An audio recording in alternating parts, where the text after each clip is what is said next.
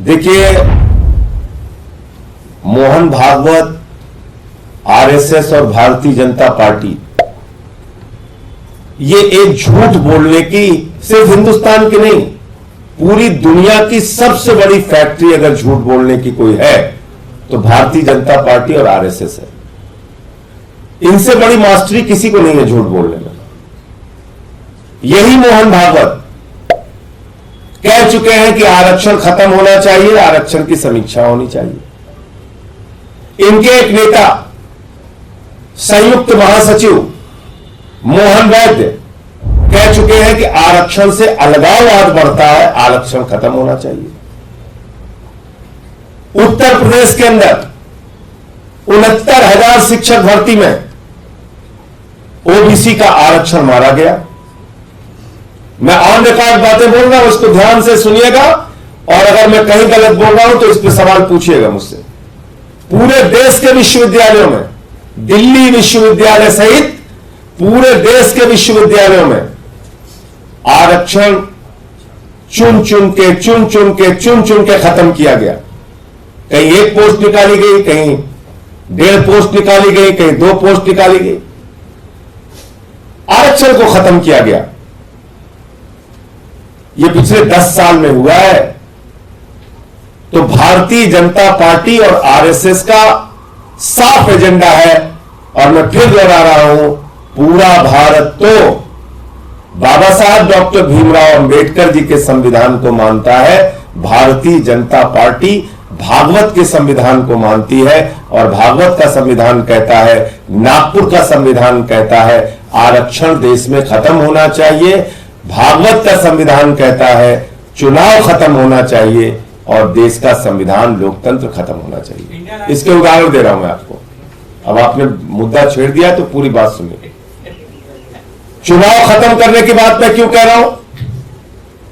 अमित शाह जी ने कहा 50 साल देश के ऊपर राज करेंगे। क्या फार्मूला है भाई आपके पास? 50 साल देश के ऊपर राज करेंगे?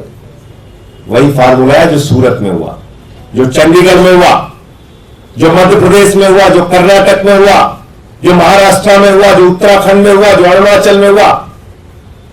पिछले 10 साल में 7 सरकारें आपने गिराई, चुनाव को खत्म किया, खरीद फरोख्त के जरिए आपने सरकारें बनाई। इस चुनाव में तो आप खुल के सामने आ गए। चंडीगढ़ में आपने हमारे मेयर के वोट काट के अपना प्रत्याशी जिता दिया। आपने सोचा था कभी आजादी के बाद पहली बार सूरत में, बताइए, चुनाव हुआ नहीं, बीजेपी जीत गई। चुनाव नहीं हुआ और बीजेपी जीत गई वहां पे। इसलिए मैं कह रहा हूं पूरे देश में चुनाव खत्म होगा। क्या हुआ अरुणाचल में?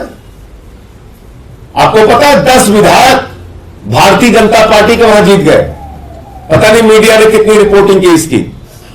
बगैर चुनाव के 10 बीजेपी के विधायक जीत गए अरुणाचल में। कैसे जीत गए बताइए आप? दिल्ली के अंदर जहां पे एक दलित के बेटे को मेयर बनना था, चुनाव आपने कैंसिल कर दिया। इसलिए मैं कह रहा हूं ये 2024 का चुनाव अंतिम चुनाव है। इस देश के 145 करोड़ लोगों से अपील कर रहा हूं, भारत के संविधान को बचाने के लिए, आरक्षण को बचाने के लिए और अपने वोट को बचाने के लिए वोट कीजिए। इसके बाद आपको वोट देने का मौका नहीं मिलेगा, क्योंकि अमित शाह तो कह चुके 50 साल राज करेंगे इस देश पे। और आरक्षण के विरोध में तो हमेशा से भाजपा रही है। याद होगा आपको, वीपी सिंह जी का मंडल आया था तो कमंडल लेके निकल पड़े थे। उस समय विरोध किया था इन्होंने, खुलेआम विरोध किया था। तो ये तो आरक्षण के विरोधी लोग हैं, इनका जन्म हुआ आरक्षण के विरोध में।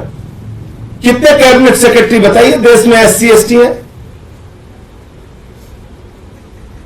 कितने joint secretary ST SC OBC हैं? बताइए ना। तो इसलिए मैं कहना चाहता हूं कि भारतीय जनता पार्टी और आरएसएस झूठ बोलने की फैक्ट्री है। वो सफाई क्यों दे रहे हैं? क्योंकि चुनाव में हमने ये मुद्दा उठाया, इनकी चोरी पकड़ ली, और चोरी ऐसे नहीं, प्रमाण के सहित पकड़ी। तो इसलिए इस देश के दलितों को, पिछड़ों को, शोषितों को, वंचितों को, आदिवासियों को, सबको एकजुट होकर इनको इस बार हराना है और अपने आरक्षण को, संविधान को और भारत के लोकतंत्र को, चुनाव को बचाना है।